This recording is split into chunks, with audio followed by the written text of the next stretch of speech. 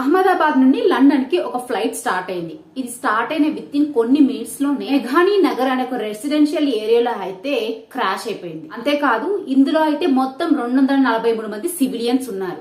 దీంతో పాటు ఇది క్రాష్ అయిన ఒక రెసిడెన్షియల్ ఏరియా అని చెప్పాను కదా, ఇందులో అయితే బీజే మెడికల్ కాలేజ్ కి సంబంధించిన స్టూడెంట్స్ ఉండే హాస్టల్ అన్నమాట. ఆ ఫ్లైట్ లో ఉన్న 243 మందితో పాటు వీళ్ళకు కూడా ప్రాణ నష్టం జరిగింది. మొత్తం మీద ఈ ఇన్సిడెంట్ లో అయితే 290 మంది ప్రాణాలు అయితే కోల్పోయారని చెప్పుకోవచ్చు. ఈ ఫ్లైట్ లో మొత్తం మీద 169 మంది ఇండియన్ సిటిజన్స్ ఉంటే 53 మంది బ్రిటిష్ సిటిజన్స్ ఉన్నారు. 7 మంది పోర్చుగీస్ వాళ్ళు ఉంటే ఒక్కరు కెనడా సిటిజన్ ఉన్నారు. వీళ్ళతో పాటు ఒక 2 పైలట్స్, దాంతో పాటు ఒక 10 మంది క్రూ, మొత్తం మీద 243 మంది సివిలియన్స్ అయితే ఈ ఫ్లైట్ లో ఉన్నారని తెలుస్తుంది. అయితే టేక్ ఆఫ్ జరిగిన విత్ ఇన్ మినిట్స్ లోని క్రాష్ అయిపోవడం ఏంటి, తప్పు ఎక్కడ జరిగింది, ఎవరి నిర్లక్ష్యం వల్ల జరిగింది అనే విషయాలన్నీ మీ ముందు పెట్టేస్తాను. మీరు చేయాల్సిందల్లా ఒకటే, స్కిప్ చేయకుండా చివరి వరకు చూడండి. అలాగే ఛానల్ ఫస్ట్ టైం చూస్తున్నట్లయితే సబ్స్క్రైబ్ చేసుకుని పక్కన బెల్ ఐకాన్ అయితే క్లిక్ చేసేయండి. అహ్మదాబాద్ నుంచి లండన్ కి వెళ్లే ఒక ఎయిర్ ఇండియా ఫ్లైట్ అన్నమాట. అహ్మదాబాద్ లో ఉండే సర్దార్ వల్లభాయ్ పటేల్ ఎయిర్పోర్ట్ నుంచి స్టార్ట్ అయింది. అయితే స్టార్ట్ అయిన కొద్ది నిమిషాలకే ఇదైతే దగ్గరలో ఉన్న బీజే మెడికల్ కాలేజ్ స్టూడెంట్స్ యొక్క హాస్టల్ అయిన రెసిడెన్షియల్ ఏరియాలో అయితే క్రాష్ అవ్వడం జరిగింది. అయితే ఇందులో తప్పు ఎక్కడ జరిగింది, ఎవరి వల్ల జరిగింది, ఎవరి నిర్లక్ష్యం వల్ల జరిగింది అనే విషయాల్లోకి వెళ్తే, ఈ ఎయిర్ ఇండియా ఫ్లైట్ ఏదైతే ఉందో బోయింగ్ వాళ్ళ 7878 డ్రీమ్ లైనర్ అన్నమాట. ఇదేం పాతది కాదు, 2017లో ఎయిర్ ఇండియా అయితే అక్వైర్ చేసుకుందనమాట. అండ్ దట్టు ఇదేం తక్కువ కాస్ట్ కాదు, ఫుల్ సర్వీస్ ఉండే ఫ్లైట్ అనే చెప్పుకోవాలి.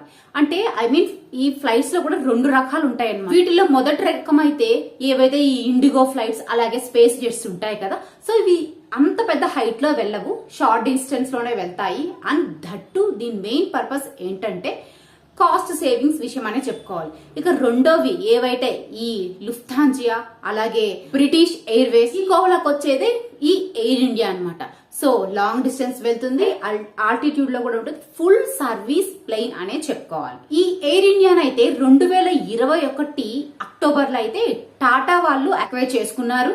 అయితే ఇంతకు విషయం ఏంటి అంటే, నిన్న మధ్యాహ్నం 1:40 అహ్మదాబాద్ లోని సర్దార్ వల్లభాయ్ పటేల్ ఎయిర్పోర్ట్ నుంచి ఈ ఫ్లైట్ అయితే టేక్ ఆఫ్ తీసుకుంది. అయితే దీని డెస్టినేషన్ ఏది, యూకే లండన్ లోని ఘాట్విక్ దీని డెస్టినేషన్. సో సుమారు చాలా లాంగ్ డిస్టెన్స్ అన్నమాట. 9.5 గంటల పాటు ప్రయాణం ఉంటుంది. 6859 కిలోమీటర్లు జర్నీ చేయాలి. అండ్ దట్టు ఏంటంటే ఇది రోజు వెళ్లే ఫ్లైట్ అన్నమాట, పల్లె వెలుగు బస్సు లాగా. ప్రతిరోజు కూడా మధ్యాహ్నం 1:10 టేక్ ఆఫ్ తీసుకొని వెళ్ళిపోతుంది. సో ఇది రెగ్యులర్ బేసిస్ ఫ్లైట్ అనే చెప్పుకోవాలి. ఇందులో ఉన్న కెప్టెన్ వచ్చేసి సుమిత్ సబర్వాల్. ఈయన ఒక ఆర్డినరీ పర్సన్ కాదు, ఇతనికి ఫుల్ 8200 అవర్స్ ఫ్లైట్ టైం అయితే ఉందన్నమాట. అంటే ఫుల్ ఎక్స్పీరియన్స్ ఉన్న వ్యక్తి.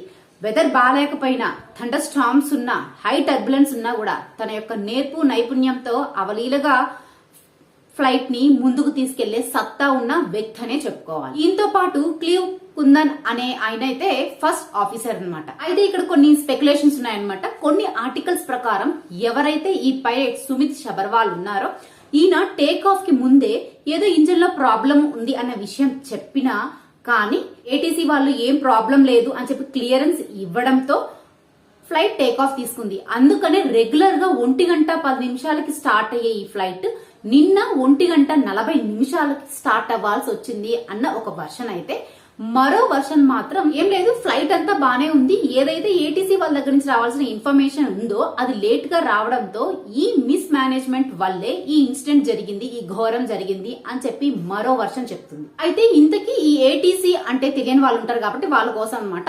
ఇదైతే ఎయిర్ ట్రాఫిక్ కంట్రోల్ అన్నమాట. సో ఏంటంటే బేసిక్ గా ఈ ఫ్లైట్స్ అన్ని టేక్ ఆఫ్ ఆర్ ల్యాండ్ అయ్యే చోట ఒక బిల్డింగ్ ఉంటది. సో అక్కడి నుంచి కొంచెం డిజిటల్ సిస్టమ్స్ లో మానిటర్ చేస్తుంటారు, కొద్దిపాటి క్లియరెన్స్ కూడా ఉంటది అనమాట. ఇక్కడ గవర్నమెంట్ అఫీషియల్స్ కూర్చొని ఏ ఫ్లైట్ ఎప్పుడు టేక్ ఆఫ్ చేయాలి, ఏ ఫ్లైట్ ఎప్పుడు ల్యాండ్ అవ్వాలి అని చెప్పేసి ఇలా ఇన్స్ట్రక్షన్స్ అయితే ఇస్తుంటారు. సో ఇది ఏటీసీ. సో వీళ్ళ వల్ల గానీ ఈ ఇన్సిడెంట్ జరిగింది, వీళ్ళ నిర్లక్ష్యం కావచ్చు, వీళ్ళ అజాగ్రత్త వల్ల కారణం జరిగింది అంటే 4 రీజన్స్ అయితే రైజ్ చేయొచ్చు అనమాట. అందులో ఒకటైతే రాంగ్ క్లియరెన్స్ అని చెప్పుకోవాలి. అంటే ఏదైనా టర్బులెన్స్ క్రియేట్ అయినప్పుడు, లేదా వెదర్ చేంజెస్ బాగలేనప్పుడు ఏదైనా ఫ్లైట్ ల్యాండ్ అవుతున్నా, టేక్ ఆఫ్ అవుతున్నా ఇంకో ఫ్లైట్ కి క్లియరెన్స్ ఇవ్వకూడదు. ఎందుకంటే ఇవి రెండు మళ్ళీ ఢీ కొట్టుకొని క్రాష్ అయ్యే అవకాశం ఉంది. అంతేకాదు ఎప్పుడైతే ఫ్లైట్ టేక్ ఆఫ్ తీసుకుందో అప్పుడు పైలట్ ని మిస్లీడ్ చేయాలని చూసినా, కన్ఫ్యూజ్ చేయాలని చూసినా కానీ సో ఇలాంటి దారుణాలు జరిగే అవకాశం ఉంది. నెక్స్ట్ రీజన్ వచ్చేసి సిచ్యువేషనల్ అవేర్నెస్ అన్నమాట. సో ఈ సిచ్యువేషనల్ అవేర్నెస్ అంటే ఏంటంటే మనందరం మనుషులే కాబట్టి ఎలాంటి పొజిషన్ లో ఉన్నా చిన్న చితక తప్పిదాలు జరుగుతూ ఉంటాయి. బట్ ఎవరైతే ఈ ఎయిర్ ట్రాఫిక్ కంట్రోల్ గా వ్యవహరించిన వ్యక్తి ఉన్నారో ఆ చిన్నపాటి నిర్లక్ష్యాన్ని కూడా గుర్తించి చాకచక్యంగా బయట పడేయగల సామర్థ్యం ఉండగలగాలి. సో అలాంటి సిచ్యువేషనల్ అవేర్నెస్ లేకపోవడం వల్ల కూడా ఇలాంటి ప్రమాదాలు జరిగే అవకాశం ఉంది. ఇక మూడో reason late or no communication వల్ల కూడా. బేసిక్ గా ఏంటంటే ఫ్లైట్ వన్స్ టేక్ ఆఫ్ తీసుకుని తర్వాత పాయింట్ ఏ నుంచి పాయింట్ బి కి చాలా అవలీలగా వెళ్ళిపోగలదు. బట్ చిక్కంతా ఎక్కడుంది, ఎక్కడైతే ఫ్లైట్ టేక్ ఆఫ్ తీసుకోవడం ల్యాండింగ్ జరుగుతుంది అక్కడే ప్రాబ్లం అంతా ఉంటుంది. సో ఇలాంటి సిచ్యువేషన్ లో పైలట్ కి సరైన ఇన్ఫర్మేషన్ ఇవ్వలేకపోయినా, ఇన్ కేస్ లేట్ గా ఇన్ఫర్మేషన్ ఇచ్చినా, ఇన్ఫర్మేషన్ మిస్లీడింగ్ గా ఉన్నా ఇలాంటి ప్రమాదాలు జరుగుతాయి. ఇక నాలుగో రీజన్ అంటారా సరైన వెక్టరింగ్ లేకపోవడం అనమాట. సో ఇప్పుడు ఫ్లైట్ టేక్ ఆఫ్ అవుతుంది అంటే ఒక యాంగిల్ లో ముందర పెద్ద పెద్ద బిల్డింగ్స్ ఉన్నా, చెట్లు ఉన్నా సరైన వెక్టర్, సరైన యాంగిల్లో టేక్ ఆఫ్ చేయాలి అనే కరెక్ట్ ఇన్ఫర్మేషన్ లేనప్పుడు కూడా ఇలాంటి ప్రమాదాలు జరుగుతాయి. సో ఈ 4 కారణాల వల్ల ఈ ప్రమాదం జరిగిందని తెలియాలన్నా ఫస్ట్ అయితే ఏటీసీ వాళ్ళ మీద ఇన్వెస్టిగేషన్ వేయాలి. ఫస్ట్ ఎయిర్ ట్రాఫిక్ కంట్రోల్ గా ఉన్న వ్యక్తి, ఆ తర్వాత ఎయిర్పోర్ట్ సెక్యూరిటీ, తర్వాత డీసీ, లాస్ట్ ఆఫ్ పైలట్ అనమాట. అంటే ఇక్కడ పైలట్ తప్పిదం చాలా తక్కువే ఉంటుంది. కింద ఉన్న వాళ్ళు ఎలా గైడ్ చేస్తే తను అలానే వెళ్తాడు. సో అట్ లాస్ట్ అయితే పైలట్ వస్తాడు. సో ఇదంతా ఒక వర్షన్ అయితే ఇక రెండో వర్షన్ వచ్చేసి టాటా కంపెనీ. అంటే ఇక్కడ రతన్ టాటా మీద చెప్పడం నా ఉద్దేశం కాదు. ఏదైతే ఈ ఎయిర్ ఇండియా ఫ్లైట్స్ ఉన్నాయో వీటిని 2021లో 18,000 కోట్ల రూపాయలు పెట్టి టాటా వాళ్ళు అక్వైర్ చేసుకున్నారు. అప్పటికే ఈ ఎయిర్ ఇండియా 15,300 కోట్ల రూపాయలు నష్టంలో ఉంది. కొనుగోలు చేయడంతో పాటు ఈ నష్టాన్ని, భారాన్ని అంతా కూడా టాటా వాళ్ళే తలనెత్తిన పెట్టుకున్నారు. కెప్టెన్ విల్సన్ ఇతనైతే టాటా కంపెనీకి సంబంధించిన వ్యక్తి అనమాట. ముఖ్యంగా ఈ ఎయిర్ ఇండియా ఫ్లైట్ కి సంబంధించిన ముఖ్యమైన డెసిషన్స్ తీసుకునే సత్తా ఉన్న వ్యక్తి అనమాట. నిన్న ఈ ఫ్లైట్ 1:40 టేక్ ఆఫ్ అయింది. 5 నిమిషాలు జర్నీ చేసినప్పటికి కూడా ఇంకా 800 అడుగుల ఎత్తులోనే ఫ్లైట్ ఉంది. అంటే ఇక్కడ ఎటు తిరిగి టెక్నికల్ ఇంజిన్ ఇష్యూ అయితే ఖచ్చితంగా ఉంది అని చెప్పి కొంతమంది చెప్తున్నారు. స్టార్ట్ అయిన 5 నిమిషాలకు కూడా ఇంకా 800 అడుగుల ఎత్తులో ఉండడం ఏంటి, ఇంకా హై ఆల్టిట్యూడ్ వెళ్ళాలి కదా, ఎందుకు వెళ్ళలేకపోయింది? సో ఖచ్చితంగా ఇంజన్ ప్రాబ్లం ఉంది అని చెప్పి మరోవైపు చెప్తున్నారు. అంతేకాదు ఈ ఎయిర్ ఇండియా ఫ్లైట్స్ లో ప్రోటోకాల్ కావచ్చు, ఫ్లీట్ కావచ్చు, మెయింటెనెన్స్ కావచ్చు, ఇవన్నీ కూడా ఇంకా పాతకాలమే వాడుతున్నారు. సో జనాల ప్రాణాలు అంటే లెక్కలేదా, ఎప్పటి నుంచి కూడా అవే వాడుకుంటూ వస్తున్నారు.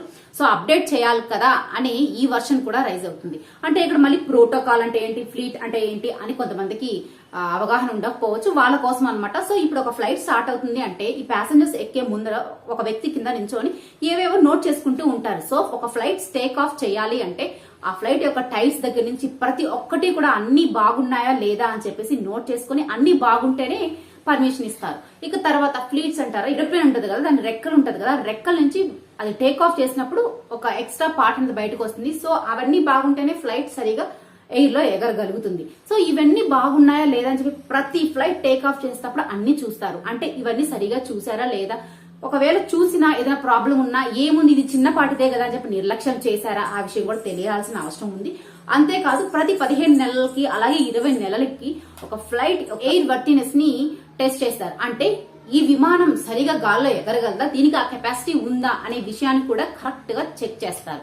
సో ఇవన్నీ జరిగాయా, కరెక్ట్ గా ఉన్నాయా, ఇంజిన్ మెయింటెనెన్స్ అన్ని బాగున్నాయా, ఇవన్నీ కూడా తెలియాల్సిన అవసరం ఉంది. ఏది తెలియాలన్నా, ఏ విషయం బయటికి రావాలన్నా ఖచ్చితంగా ఇన్వెస్టిగేషన్ అయితే జరగాలి. కానీ మొత్తానికి ఎవరి నిర్లక్ష్యం వల్లనో ఎవరి తప్పిదం వల్లనో గానీ మొత్తానికి 290 మంది ప్రాణాలు అయితే కోల్పోయారు. అటు ఫ్లైట్ లో ఉన్న 243 మందిలో 242 మంది చనిపోయారు. ఒకే ఒక్క వ్యక్తి బతికి బయటపడ్డాడు. సో అతను అదృష్టవంతుడని చెప్పుకోవాలి. ఇక ఇది వెళ్ళి క్రాష్ అయిన ప్రదేశం అయితే బీజే మెడికల్ కాలేజ్ స్టూడెంట్స్ ఉండే హాస్టల్ అనమాట. సో అది లంచ్ టైం. సో అక్కడ కూడా ప్రాణ నష్టం జరిగింది. ఏదేమైనా ఇవాళ ఎవరి నిర్లక్ష్యం వల్ల జరిగింది అనేది బయటికి రావాలి. అంతేకాదు భవిష్యత్తులో ఇలాంటివి కూడా జరగకుండా ఉండాలి అంటే ఖచ్చితంగా ఇన్వెస్టిగేషన్ జరగాలి. నేరస్తులు ఎవరో బయటికి రావాలి. సో అంతేకాదు చాలా మంది దీన్ని యాక్ట్ ఆఫ్ గాడ్ కింద పరిగణిస్తారు. అంటే అది దైవ నిర్ణయం, మనం ఏం చేయలేదని. బట్ ఇదైతే ఖచ్చితంగా యాక్ట్ ఆఫ్ గాడ్ కాదు. ఇప్పుడు యాక్ట్ ఆఫ్ గాడ్ అంటే ఏంటి? సో ఫ్లైట్ సరిగా టేక్ ఆఫ్ చేసింది, రీచ్ అవ్వాల్సిన ఆల్టిట్యూడ్ రీచ్ అయింది. అక్కడ ఏదో పక్షి వచ్చి ఇంజన్ మీద వాడడమో, లేదా వెదర్ బాగాలేకపోవడమో, థండర్ స్టార్మ్స్ రావడమో, ఈ టర్బులెన్స్ అసలు తట్టుకోలేని టర్బులెన్స్ క్రియేట్ అవడమో, ఇవన్నీ జరిగి ఏదైనా ప్రమాదం జరిగింది అంటే దాన్ని యాక్ట్ ఆఫ్ గాడ్ కింద పరిగణనలోకి తీసుకోవచ్చు. బట్ ఇక్కడ అది జరగలేదు. సో ఏదో తప్పిదం జరిగింది, అది మనుషుల వల్లే జరిగింది. కాబట్టి ఖచ్చితంగా దీని మీద అయితే ఇన్వెస్టిగేషన్ చేయాల్సిన అవసరం ఉంది. ఇకపోతే ఈ ఫ్లైట్ లోనే న్యూఢిల్లీ నుంచి అహ్మదాబాద్ వరకు ఒక వ్యక్తి జర్నీ చేశాడు. బట్ అహ్మదాబాద్ లో దిగిపోయాడు. సో ఇతను ఆ జర్నీలో ఉన్నప్పుడు ఈ ఎయిర్ ఇండియా ఫ్లైట్స్ లో ఏసీ సరిగా మెయింటెనెన్స్ లేదు, సరిగా బటన్స్ పని చేయట్లేదు, ఇన్ కేస్ క్రూన్ పిలుద్దామన్నా కూడా ఏది కూడా సక్రమంగా పని చేయట్లేదు అని చెప్పేసి ఒక వీడియో తీసుకున్నాడు. అది ఈ ఇన్సిడెంట్ జరిగిన తర్వాత సోషల్ మీడియాలో పెట్టాడు. అది కాస్త ఇప్పుడు వైరల్ అవుతుంది. సో ఇతనే కాదు, ఇంతకు ముందు చాలా మంది కూడా ఇలాంటి కంప్లైంట్స్ చేశారు. ఇంత కంప్లైంట్స్ ఫేస్ చేస్తున్న ఎయిర్ ఇండియా ఎందుకు చర్య తీసుకోలేదు, ఈ విషయం కూడా బయటికి తేలాల్సిన అవసరం ఉంది. సో ఏ తేలాలన్నా కూడా మనం అయితే వెయిట్ చేయాలి. వీడియో కానీ నచ్చితే లైక్ చేయండి, షేర్ చేయండి. అలాగే ఇలాంటి మరిన్ని వీడియోస్ కోసం మామ్స్ ముచ్చట్లు ఛానల్ సబ్స్క్రైబ్ చేసుకుని పక్కన బెల్ ఐకాన్ అయితే క్లిక్ చేసి